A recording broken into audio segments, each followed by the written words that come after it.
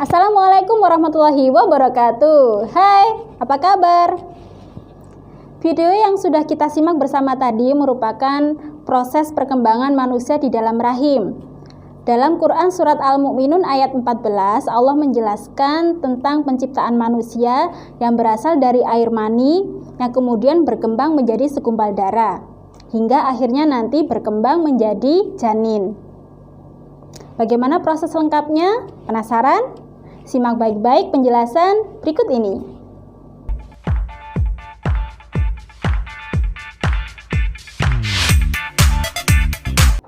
Mengapa manusia bisa tumbuh dan berkembang? Apa yang terjadi di dalam tubuh kita sehingga kita bisa dewasa seperti sekarang ini? Hal tersebut tidak lain karena di dalam tubuh kita terjadi proses pembelahan sel.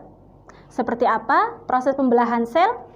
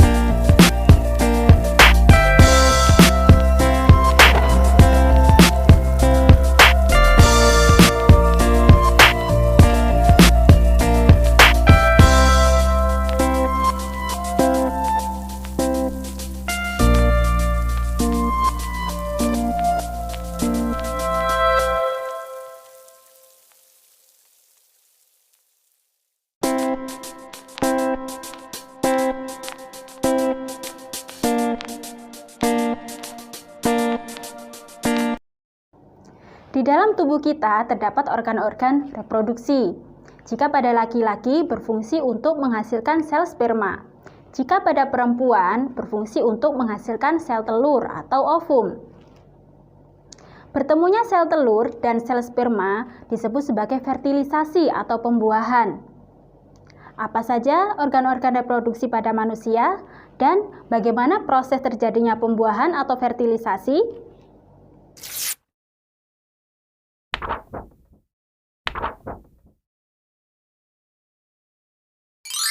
Sperma diproduksi dan disimpan pada alat reproduksi pria. Di sini Anda bisa lihat bagian sistem reproduksi pria.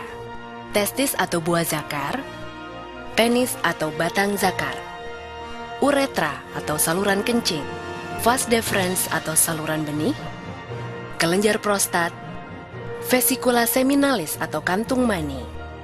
Dalam testis, terdapat apa yang disebut tubulus seminiferus.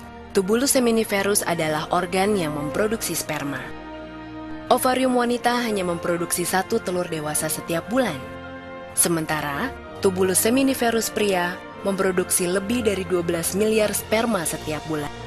Bagian di atas tubulus seminiferus adalah epididemis. Sperma berkumpul ke epididemis untuk didewasakan. Proses ini berlangsung selama 20 hari. Wanita. Ini adalah uterus atau rahim. Tuba Fallopi.